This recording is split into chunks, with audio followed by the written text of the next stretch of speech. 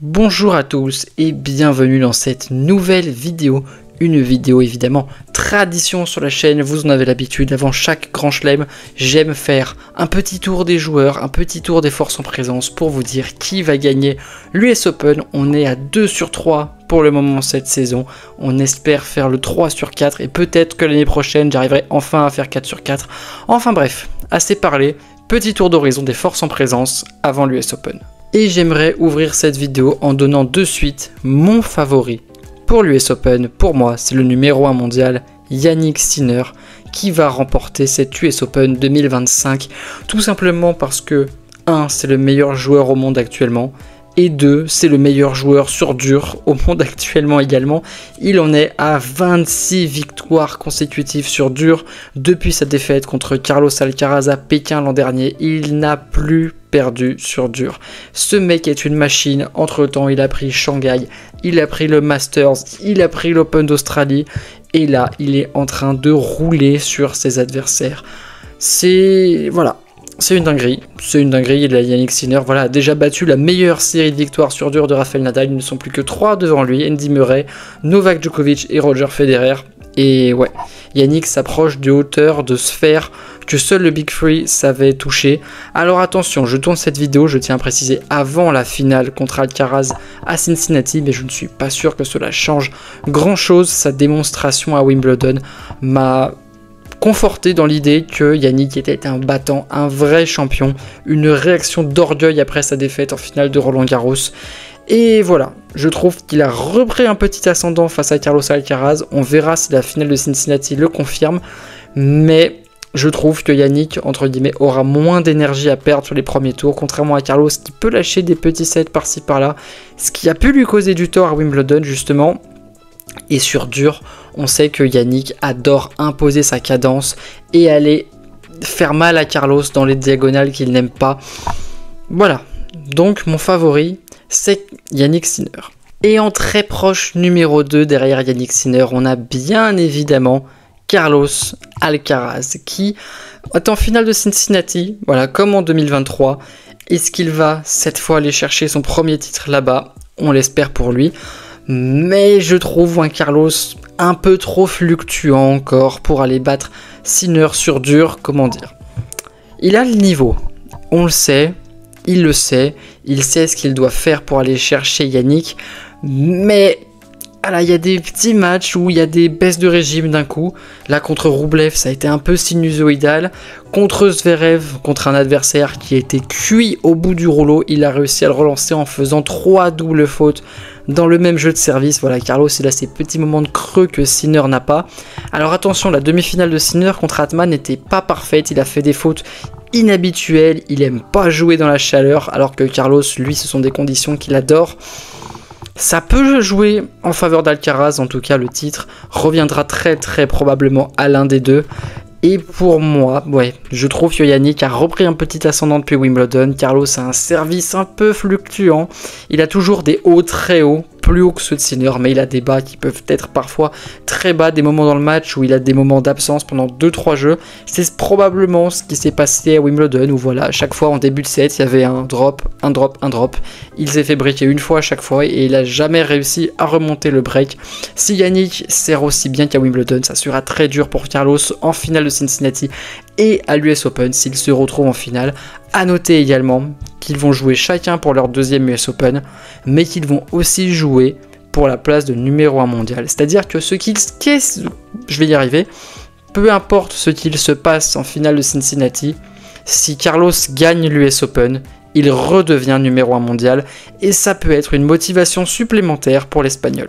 Et mon outsider numéro 1 sur cette US Open, celui qui peut aller titiller une finale s'il est dans la bonne partie de tableau, je pense que c'est Ben Shelton. Alors oui, peut-être que je le mets trop haut d'emblée, certes, mais je trouve que Ben a énormément progressé, déjà depuis l'an passé, mais surtout cette année. On a vu des progrès immenses, il a bien secoué Alcaraz à Roland Garros, il est allé chercher son premier Masters 1000 à Toronto, et Ben est dans la forme de sa vie, le service claque, les coups droits partent, le revers s'améliore, les slices sont de mieux en mieux, la volée aussi, où on le voit plus souvent et avec plus de réussite.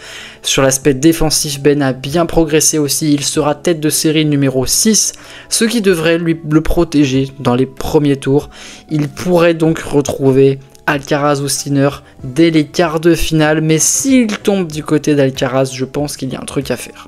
Du côté de Sinner, je pense pas, mais s'il tombe du côté d'Alcaraz, je pense qu'il a les moyens, s'il joue le feu, d'aller le battre et d'aller jusqu'en finale à New York.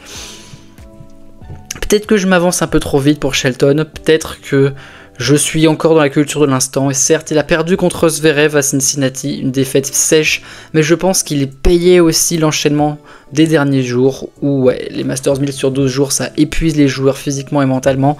Là au moins il aura pu se reposer avant l'US Open. Ben a fait un American Swing magnifique, et pourquoi pas le conclure en beauté à New York. L'outsider numéro 2 est pour moi Novak Djokovic. Il ne faut jamais effacer le Serbe, mais si je ne le mets qu'outsider numéro 2 et pas numéro 1, c'est parce qu'à Wimbledon, j'ai été déçu par Novak. On l'a vu par moments à niveau de jeu un peu tendu, il se fait malmener par Dominor. Contre Cobolli, c'était pas facile non plus. Et contre Sinner, là on a vu toutes les limites actuelles du Serbe qui n'est pas au niveau de l'Italien. Et ouais, ça a fait mal de voir Novak se faire rouler dessus à ce point par Sinner sur son gazon. Et ouais, surtout que là on arrive à New York dans des conditions qu'il n'aime pas du tout. Les conditions humides et chaudes de New York, Novak les déteste. C'est le grand chelem où il a le moins de succès globalement. Bon, Roland Garros, il y avait Rafa, mais à l'US Open, sur dur, sur sa surface, c'est le grand chelem, où avec seulement 4 titres, et je trouve que c'est quand même très peu pour un joueur de la trempe de Novak Djokovic, même si 4 US Open, ils ne sont pas nombreux à l'avoir fait. Voilà, il y a Nadal, il y a Connors, il y a Federer, et il y a lui, et il y a peut-être quelqu'un d'autre que j'oublie, mais voilà. Novak devrait faire mieux à l'US Open statistiquement, et pourtant, il a toujours un peu plus de mal ici. Il n'a plus joué depuis Wimbledon, donc il va arriver sans rythme. S'il tombe sur un premier tour difficile, ça peut... Voilà, l'année dernière, il perd au 3e tour contre Popyrin. Voilà, Novak, je suis pas très confiant pour Novak, mais bon, ça reste Novak Djokovic, et s'il joue le feu, il peut battre n'importe qui, et peut-être même Sinner. Outsider numéro 3, je mets Alexander Zverev, et lui c'est pareil, je commence à y croire de moins en moins en Grand Chelem. Je l'avais vu en finale de l'Open d'Australie, et ça j'étais plutôt fier de moi. Je l'avais vu perdre au premier tour à Wimbledon, j'étais aussi plutôt fier de moi. À Roland Garros, j'avais visé à peu près juste aussi, et là j'espère qu'à cette US Open, je ne viserai pas aussi juste qu'avant, parce que j'ai vu une limite chez Zverev, j'en ai vu une, et pourtant on parle d'un mec qui a fait demi à Toronto et demi à Cincinnati. Mais à Cincinnati, la limite de Zverev a été physique et physiologique même, parce que son diabète l'a rattrapé tout simplement, et il a semblé complètement éteint contre Carlos Alcaraz, et on sait que les conditions chaudes et humides de New York, et voilà, c'est ce qui s'est passé à Cincinnati, ça ne colle pas du tout pour un diabétique, le match ne se fait vraiment pas. Pourtant Zverev à l'US Open, c'est solide, hein, demi-finale en 2021, finale en 2020, la fameuse où il est à 2 points du titre contre Dominic Thiem avant un choke de Sacha. Il fait également demi en 2023, l'an passé, je sais plus ce qu'il fait, j'ai oublié ce qu'il a fait l'an passé. Mais là, à Cincinnati, j'ai vu un truc qui m'a fait tiquer. Il peut toujours aller en demi, voilà, il a toujours la capacité d'aller en demi, mais il passera pas Alcaraz, il passera pas Sinner. Et je pense, voilà, que Zverev, allez, on va dire quart demi, mais ça n'ira pas plus haut, je le vois pas faire une surprise et aller battre l'un des 2 monstres du circuit actuel. Outsider numéro 4, et là on commence à rentrer un peu dans des eaux, on navigue dans des eaux un peu troubles. On va parler de Taylor Fritz. Taylor Fritz, finaliste l'an passé à l'US Open où il perd contre Yannick Sinner en 3-7. Taylor Fritz qui s'était très très bien rattrapé lors de la tournée sur gazon après un début de saison un peu cataclysmique. Il est allé chercher le titre à Stuttgart en battant Zverev. Il est allé au Queens, il perd contre Moutet, accident, avant d'aller chercher un nouveau titre à Eastbourne et de s'incliner en demi-finale de Wimbledon contre Carlos Alcaraz en 4 manches, alors que dans le tie-break de la 4e manche, il avait des balles pour emmener Carlos dans un 5e set. Donc voilà, Fritz, un swing sur gazon très très solide, et là sur dur, c'est coup-ci coup-ça. C'est coup-ci coup-ça. À Washington, alors qu'il était annoncé comme le favori, il perd en quart contre Fokina. À Toronto, il perd en demi contre Shelton. Et là, il perd en quart contre Atman à Cincinnati. Voilà, Fritz, c'est pas aussi solide que l'année dernière et c'est pour ça que je le mets qu'outsider numéro 4. Après, son classement devrait le protéger dans les premiers tours, mais on l'a vu, il n'est pas à l'abri d'un accident. Je le trouve moins fort que l'an passé, en tout cas sur dur, même si le format Grand Chelem, il commence à le maîtriser et ça gomme quelques-uns de ses défauts. Cette année, voilà, il y a eu des petits moments comme ci, comme ça, notamment à l'Open d'Australie où il perd contre Monfils, il me semble. Voilà, Taylor Fritz, je suis pas aussi serein pour lui que l'année dernière. Il peut toujours faire quelque chose, il est à domicile à New York et il a les moyens d'aller loin. Encore faut-il se les donner. On va commencer à rentrer dans le champ des potentielles surprises. Surprises possibles, mais surprises peu probables. On va commencer par parler de Karen Khachanov, numéro 10 mondial, qui retrouve le top 10 depuis un moment. Il y a un Karen qui joue très très bien en ce moment. Finaliste à Toronto, où il perd contre Ben Shelton au tie-break du 3e set. Il était pas loin d'un 2e Masters 1000 en carrière, Karen. Et puis là, à Cincinnati, il a perdu en quart de finale contre Zverev, où il a abandonné. Voilà, physiquement, il n'en pouvait plus, il était cuit. Les conditions à Cincinnati, elles ont été affreuses pour les joueurs. On espère que ça ira mieux pour lui avant l'US Open, parce qu'il a les moyens de bien faire, vu son niveau de jeu en ce moment.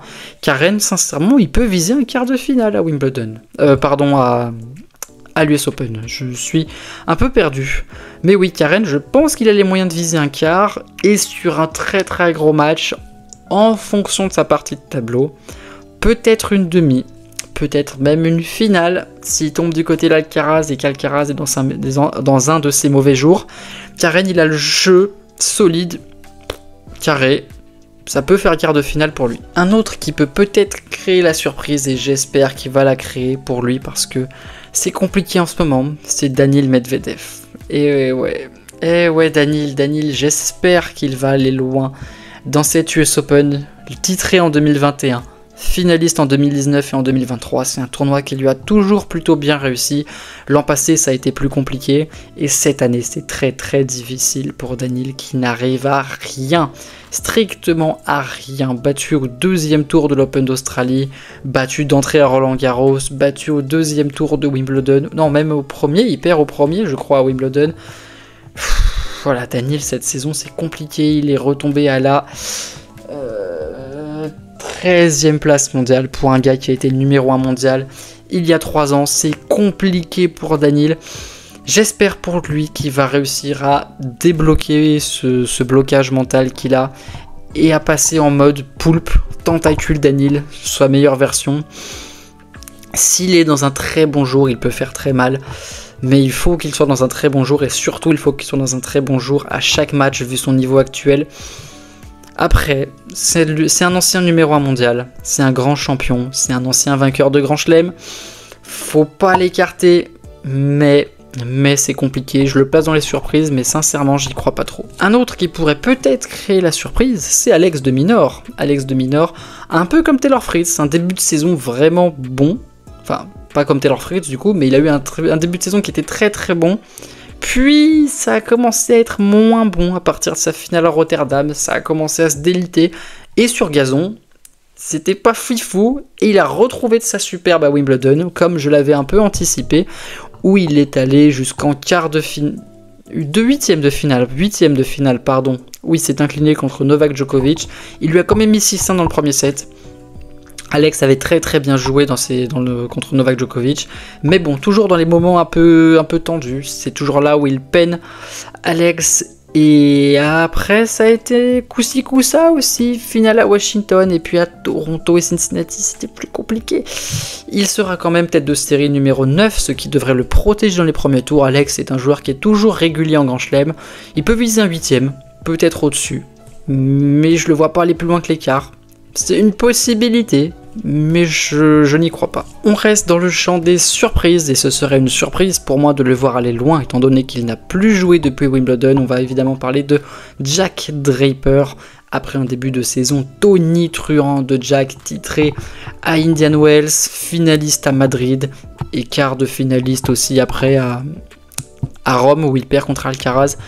Voilà, ça s'est un peu tassé ensuite, défaite contre Bublik à Roland Garros, il perd ensuite évidemment à Wimbledon contre Marin Cilic, une défaite au deuxième tour qui n'était pas anticipée, sincèrement, je l'avais vraiment pas vu venir celle-ci, et depuis il n'a pas joué. Donc voilà, impossible de connaître l'état de forme de Jack Draper, c'est le flou, il a une demi-finale à défendre. Ouais, ça me paraît une affaire compliquée pour Jack, une affaire délicate. Il sera quand même tête de série numéro 5, ce qui devrait lui permettre de se chauffer dans les premiers tours. Mais on l'a vu à Wimbledon, lui non plus n'est pas à l'abri de se faire sortir par un petit couteau, même si Marin Cilic n'était pas n'importe qui, mais c'est plus le Marin Cilic d'il y a 10 ans, c'est le Marin Cilic de maintenant qui a 38 berges.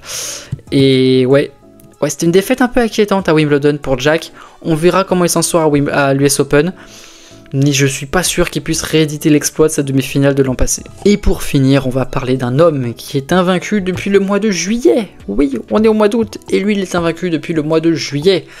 Alexander Bublik. Je l'avais peut-être mis un peu trop haut à Wimbledon, j'admets, je m'étais emballé, quart de finale à Roland Garros, vainqueur à Halle, je m'étais dit c'était son moment d'aller loin à Wimbledon, et il perd au premier tour contre Mounard.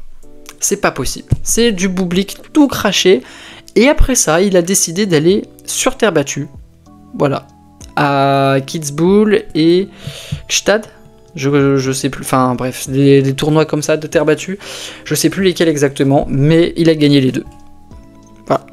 Alexander Bublik est devenu un terrien, inexplicable, que ce mec quand il veut jouer, eh ben il joue et il tape n'importe qui globalement, en espérant qu'il veuille jouer à l'US Open parce qu'il n'a pas rejoué depuis son dernier titre, il a zappé tous les tournois de préparation, il n'a pas joué les Masters 1000, il n'a rien joué, mais ce mec là, s'il garde son niveau des tournois de terre battue, ça peut être un danger, c'est le sous-marin tête de série numéro 24 qui peut aller se coltiner un Alcaraz ou un Sinner dès le 3e tour, et je pense qu'aucun des deux n'a envie de le croiser sur sa route. Après, ça reste Bublik, il peut aussi perdre au premier tour. Et pour terminer, on va faire un petit tour d'horizon du tableau féminin, où comme à Roland Garros, comme à l'Open d'Australie, et à Wimbledon, j'ai eu tout faux en pronostiquant la victoire de Coco Gauff, qui s'est finalement fait éliminer au premier tour. Voilà. Insultez-moi dans les commentaires, je vous avais dit que les femmes à Wimbledon c'était impossible à pronostiquer. C'est Iga Swiatek qui a gagné Wimbledon chez les femmes. Elle avait jamais performé à Wimbledon chez les adultes et là elle gagne. Voilà, j'ai essayé, j'y suis pas arrivé, donc on va réessayer pour cette US Open et je vais dire que la vainqueur finale sera Iga Swiatek. Voilà, je vois Iga Swiatek remporter cette US Open parce qu'elle a gagné Wimbledon, parce que là elle est en finale à Cincinnati où elle va jouer contre Jasmine Paolini et parce qu'elle a retrouvé de la confiance depuis son titre. Elle joue beaucoup mieux qu'en début d'année, contrairement à Aryna Sabalenka dont les défaites successives, voilà, elle a été proche en Grand Chelem mais elle n'y est pas arrivée. On a l'impression que ça a commencé à lui faire un peu mal à la cabeza. Coco Gauff c'est pareil, depuis sa défaite à Wimbledon, et même depuis sa victoire à Roland Garros, globalement plutôt, c'est une catastrophe, mais notamment au service. Il y a un match là, je sais plus contre qui c'était, j'ai vu, elle avait fait 16 doubles fautes. Enfin, c'est hallucinant à quel point la confiance est partie de Coco Gauff. L'américaine sera quand même une menace à Wimbledon, si elle arrive à servir et à jouer correctement. Il y a aussi Rybakina qui joue un peu mieux, Sabalenka c'est compliqué. C'est pour ça que Iga Swiatek me semble être la plus grosse garantie chez les femmes à Wimbledon. en espérant que je me trompe pas cette fois-ci. Et j'ai encore des Wimbledon, non, c'est l'US Open. Et pour vous, qui va remporter cette US Open? N'hésitez pas à me le dire en commentaire, à partager la vidéo, à la liker, à la commenter, à vous abonner à la chaîne, à mon TikTok et à mon Insta qui seront dans la description. Encore une fois, comme je vous le dis, c'est pas moi qui fais vivre la chaîne, c'est vous. Moi, je fais les vidéos et vous donnez de la visibilité. Donc n'hésitez pas à le faire pour qu'on soit toujours plus nombreux à débattre en commentaire. N'hésitez pas aussi à me donner des sujets de vidéos. En ce moment, j'ai un peu moins d'inspi. Si vous avez des petites choses à proposer, n'hésitez pas à le dire. Et quant à nous, on se dit à très vite pour une nouvelle vidéo. Ciao, ciao.